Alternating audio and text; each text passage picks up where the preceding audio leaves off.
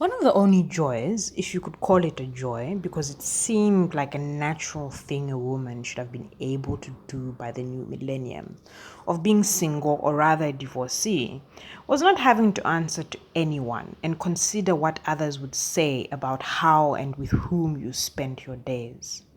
So, on a sleepy Saturday afternoon in the middle of very middle class Lusaka, like where your moderately wealthy and or educated auntie who can still tighten her wrapper before a fight would stay.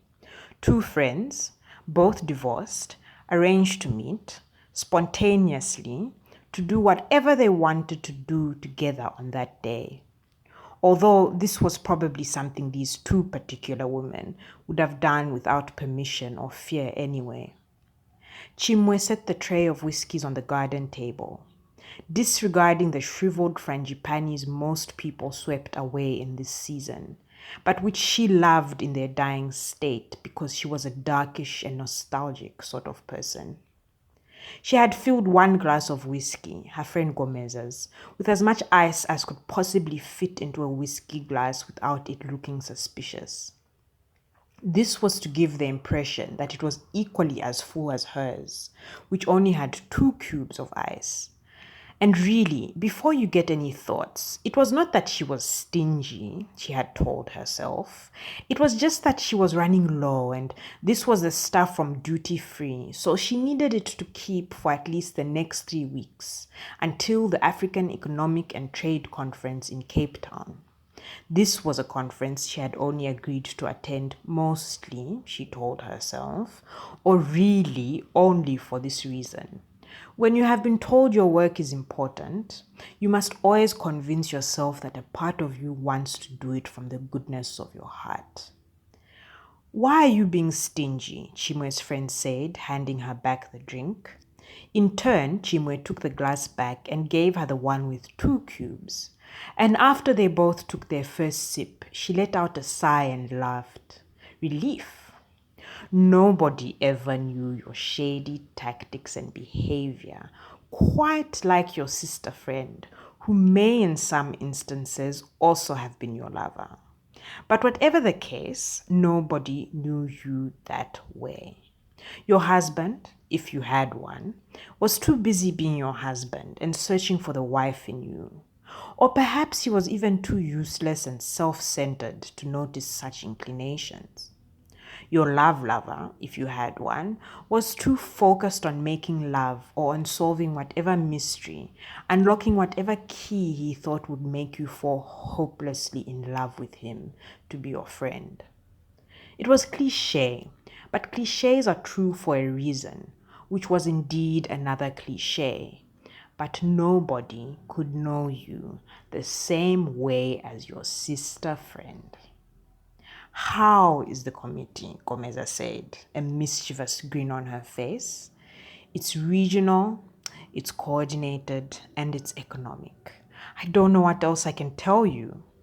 More laughter, this time until there were tears in their eyes. They would probably not even have stopped laughing if Chimwe's phone had not bleated with a disco tune. It was her youngest and only. Her calls had become quite regular since the previous December.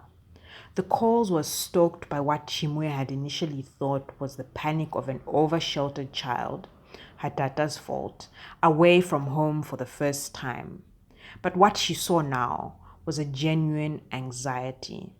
And when she got off the phone, she felt suddenly heavy, her mind clouded with all sorts of dark and pressing questions and scenarios, despite the joy of having her friend there. She got up to the kitchen to get the bottle. Yeah, that Trump guy is really causing kofefe up there in the States, Mwandi, Gomeza said when her friend had returned. She was hoping to recreate that earlier jovial mood, except that she knew that these things were only easy to joke about and laugh at from a distance, if all you needed was to cope. However, when these things were as immediate as your child, as flesh and bone, you needed more than to cope. You needed solutions. Solutions had been needed long ago, of course, but now it seemed that people could actually see solutions were needed. Or better yet, that they themselves were the problem, which was also perhaps why they had been visionless in the first place. At first I thought she was just being, but now I wonder whether she shouldn't just come back. Come back to what? To this? To these men who are going to look at her like she's a small girl? To all this thing of getting married and people looking at her strange because she probably won't? She's small over here, she's small over there. And it's all the same everywhere. So it's not a solution, really, is it? But I'm sure you, of all people, already know all this. It's the same, I know, but at least she'll be home. She'll be where she belongs. It's different when you have children. It's not just ideas and principles. You have John. You know how dangerous it can be with these racial things.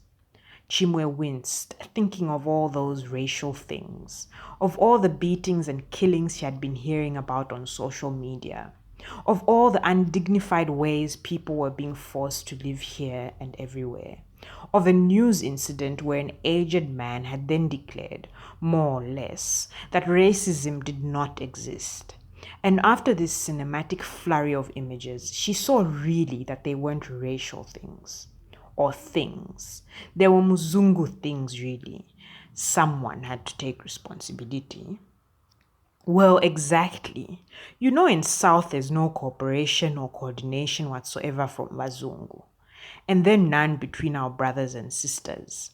You saw the way they almost didn't let my son get onto their soil. Turned him away. I mean, for what? She clapped her hands together and then threw them out as if she was getting rid of something. Anyway, the whole story sometimes makes me stressed. But then I just remember that when he comes here, he's a king, like his father. So he will always have somewhere to come and belong. But tell me, where is the place for a woman, my friend, even one with a mother like you? Chimwe reclined in her chair and reminded by the absence of a father and of things she would rather not be reminded of. Anyway, where does a woman ever really go? Where does she belong? Where is she safe? Gomeza continued after allowing her friend some reprieve. Then she took a sip from her whiskey and shook her head. Well, anyway, at least she settled in finally. Yes, at least. And anyway, look at us drinking whiskey and talking about the state of civilization like two big men. Who would ever have thought from hostel days? Imagine. Chimwe was silent. She took a gulp of whiskey, polishing what was left in her glass. Usually, she might have allowed herself to be seduced by the nostalgia of their youth. But now, the past too looked different, unreal, perhaps even a little grim. Even what they had had between them, those memories, now just seemed like dreams. Long ago dreams, because now, with a little more age, things were real, and what were needed were solutions. Chimwe poured herself her third glass of whiskey, and after taking the glass from her friend, who yielded quite easily, poured more for her as well. Now was not the time for stinginess, for scrimping and saving for 2 weeks like socialists. What were needed were solutions. She decided she would write this on her manifesto one day. But before then, she would get drunk with her friend and talk about these solutions while watching the sunset. Today becoming tomorrow, becoming another day.